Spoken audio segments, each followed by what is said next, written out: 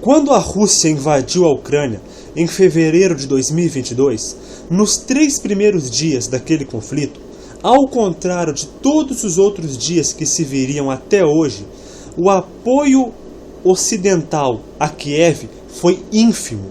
A Ucrânia praticamente segurou sozinha a Rússia durante os primeiros dias da guerra. Isso que eu estou dizendo é um fato. Houveram até mesmo vídeos do Hoje no Mundo Militar, para quem não sabe, é uma fonte bem pró-Ucrânia e pró-Estados Unidos, dizendo exatamente isso. Lá nos primeiros dias, a Ucrânia se sentia até abandonada, porque realmente tinha sido. Resumindo, nos 3 primeiros dias, o Ocidente apenas observou, fez cartinhas, notas de repúdio, mas o apoio grosso, militarmente falando, só veio depois que Kiev segurou as primeiras ondas e a OTAN viu que Kiev tinha um mínimo de chance de lutar contra Moscou.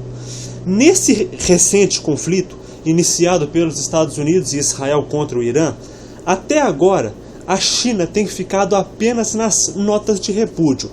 Mas será que vai ficar só nisso mesmo? Nesse vídeo nós vamos analisar alguns fatores bem interessantes.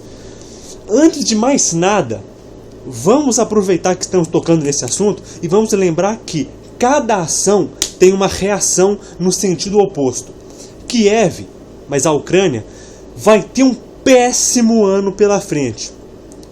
Agora, se até o dia 27 Moscou tinha preocupações financeiras, ou seja, a exportação de petróleo não estava nos melhores dias, o preço do barril estava baixo, etc., agora a Rússia vai ter todo o dinheiro necessário para meter o louco na Ucrânia.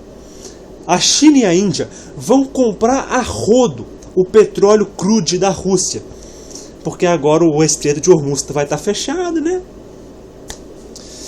Se os Estados Unidos e Israel não abrirem logo aquele estreito e não acabarem logo com o Irã, e pior, para piorar ainda mais a dor de cabeça do Zelensky, esse ano a Rússia iria exportar cerca de uma dúzia do Su-35S, caças de combate, para Teherã, para o Irã. Se Teherã não cair daqui uns 15 ou 20 dias, a Rússia vai acabar ficando com esses 35 caças para ela, tipo assim, se Teherã cair. Mas agora vamos analisar o que a China pode fazer nessa zona toda. Mas primeiro vamos ver o que a China tem em jogo. Tirando a Coreia do Norte, que eu considero praticamente uma continuação da China, é um estado tampão, apenas a Rússia, mais ou menos. O Putin até fez uma visita lá no Ártico e tal, todo chefe de estado gosta de dar esses blefs. O Paquistão, mais ou menos. A Índia vira e mexe,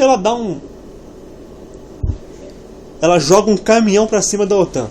Mas o Irã é um dos poucos aliados de peso que basicamente, mas é obrigado a ficar junto com a China.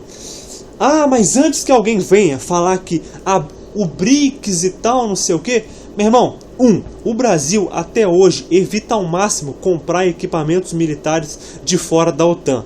Isso é um assunto extremamente complexo e eu não vou conseguir explicar aqui. Talvez eu até grave um outro vídeo, mas eu sugiro que você que está assistindo pergunte a uma inteligência artificial assim: é verdade que o Brasil evita ao máximo comprar equipamentos militares fora da OTAN? É verdade que nunca comprou nada significativo da China, militarmente falando? Por quê? E você terá a resposta. 2. Eu não sei se vocês sabem, mas a Índia, nos últimos meses, se bem que agora com o conflito vai ter que voltar a comprar com tudo, né? Eles estavam reduzindo, a Índia estava reduzindo drasticamente a compra de petróleo da Rússia e buscando negociar com os Estados Unidos. A Arábia Saudita nem se fala. Eles são... Cara, você acha que Washington, acha que os Estados Unidos iriam exportar o F-35, mesmo que na versão de exportação, iria exportar o F-35 para a Arábia Saudita se o diálogo não fosse cabuloso? Ou seja, se a China realmente quer ser a nova superpotência, porque a China, vamos ser sinceros, a China não quer, tipo assim, esse papo de que a China quer tomar a hegemonia para ela, isso é balela. Se Teherã cair, Pequim vai ficar bem mais isolada. E temos o petróleo, obviamente. O Irã era um grande fornecedor de petróleo para Pequim. E agora o Estreito de Hormuz está fechado. Ou seja, tanto a China quanto a Índia vão ter que comprar muito petróleo russo. Agora, a China sempre foi uma pacifista zona. Desde muitos séculos atrás, quando eles construíram várias caravelas muito maiores do que aquelas que os portugueses e os espanhóis usaram, nós só não estamos falando mandarim hoje porque os chineses têm uma noia de o sol não vai até as flores é que vêm até o sol. Ou seja, eles acreditam que a China é o sol e que a rainha da cocada branca do mundo não precisa se esforçar para... Mas vocês sabem. Ah, meu amigo. Vocês sabiam, só uma curiosidade aqui, vocês sabiam que em 1947 a República da China, hoje chamada de Taiwan, para quem não sabe, Taiwan não se autodenomina Taiwan. O nome oficial é República da China. Eles, em 1947, publicaram o mapa da famosa Linha dos 11 Traços, que abrangia praticamente todo o mar da China meridional. Depois, a China continental, depois da Revolução, a República Popular da China continental, herdou esse mapa e simplificou para 9 traços. Mas Taiwan, até hoje, nunca ratificou. Ratificar é colocar na sua própria lei, quer dizer que você está aplicando aquela convenção. Nunca ratificou a Convenção da ONU sobre o direito do mar e também nunca declarou oficialmente que abandonou sua versão original. Analistas dizem que essas reivindicações em hibernação seriam até mais agressivas do que a da República Popular da China, incluindo áreas como o Golfo de Tonkin e regiões próximas à costa do Vietnã. Resumindo, para não fugir muito do assunto, se a China não seguir o seu modus operandi de não fazer porra nenhuma, se ela realmente quiser fazer alguma coisa, se ela sair do modo pacificozinho, porque até eu não sei como é que funciona a cabeça do chinês, mas talvez o chinês pode pensar até que é melhor que o Irã caia logo, já que ele vai cair, para liberar o Estreito de Hormuz. Mas se a China quiser ajudar o Irã militarmente falando, o que eu acho que a chance de acontecer é de no máximo uns 20 ou 30%, sei lá, ela tem até a oportunidade perfeita. Pois na semana passada, o Afeganistão, que compra muita arma, muito armamento da China, entrou em guerra contra o Afeganistão. E o Paquistão faz fronteira tanto com a China quanto com o Irã. A China pode mandar uns carregamentozinhos militares como se estivesse fornecendo para o Paquistão e mandar para os iranianos. Mas isso daí só vai acontecer do mesmo jeito que o Ocidente só mandou ajuda para a Ucrânia depois que os ucranianos seguraram sozinhos a Rússia por dias. A China só vai armar Teherã se sentir que os iranianos tiverem alguma chance de, pelo menos, desgastar os Estados Unidos. Porque eles não vão ganhar. Ganhar, o Irã não vai conseguir. E não se enganem, os Estados Unidos e Israel estão varrendo a marinha de superfície, as defesas antiaéreas. O Irã tinha cerca de 400 a 500 lançadores balísticos, ou seja, quando você fala do míssil balístico iraniano, ele precisa primeiro ser colocado em um lançador e depois lançado. O Irã tinha cerca de 400, agora deve ter menos de 1/3 deles. Mas se o fenômeno do reúna ao redor da bandeira pegar o coração dos iranianos, e eu acredito que pode já estar pegando, pode ter pegado desde o primeiro dia da operação. Essa operação dos Estados Unidos e de Israel terá sido o mais caro fracasso militar da história de Israel. Porque os Estados Unidos, eles têm ampla experiência com fracassos militares desse tipo. Afeganistão!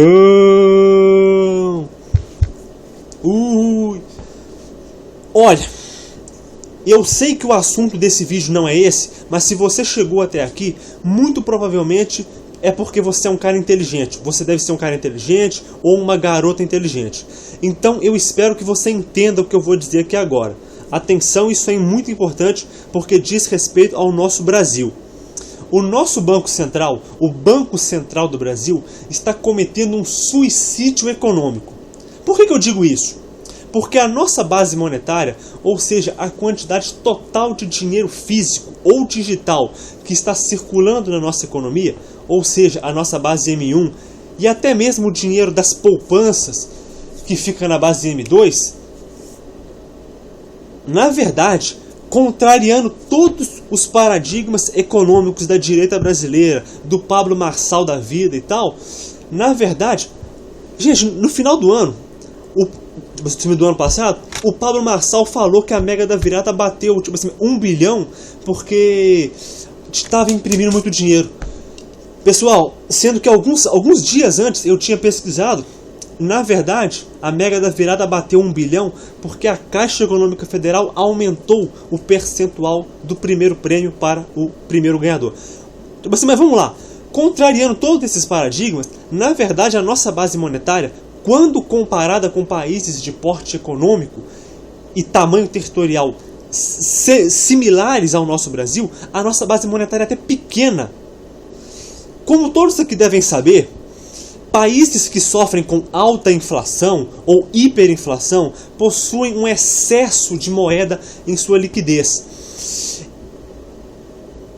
E aqueles que possuem uma economia mais equilibrada, olha, eu fiz uma tabela com os 12 países maiores do que o México, 13 contando o próprio México, e coloquei o Chile e a Suíça. E eu peguei o tamanho da base monetária M1 e M2 deles, incluindo o Brasil, é claro, e dividi pelo número de habitantes. Aqui no alto estão com as maiores inflações, como a Rússia, que entrou em guerra, a Argentina, o Chile. E as últimas 5, 6 posições estão os países com economias mais estáveis. No caso, Estados Unidos, Canadá, até a Índia está um pouco alta também, mas a Índia também é um país controlado. Mas o Brasil é uma exceção, é uma loucura. Nós temos 4% de inflação no ano passado, no ano retrasado, e nós estamos no final da lista. Na bio do meu Instagram, eu tenho 2 Instagram, o Sabão Sortudo e o Fábio _escritor. Escolha aí qual você quer acessar, o Sabão Sortudo, tudo junto, ou o Fábio _escritor. Há um link para o meu segundo blog. Eu tenho um outro blog, mas por razões pessoais eu não vou divulgá-lo agora. Mas esse artigo que está linkado na bio dos meus Instagram, Fábio _escritor,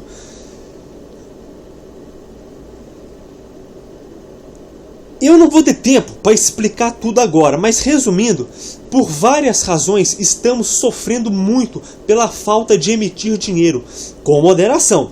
Mas o nosso governo precisa injetar mais dinheiro na economia, o Banco Central e tal. Nós estamos sofrendo com uma inflação de causalidade reversa.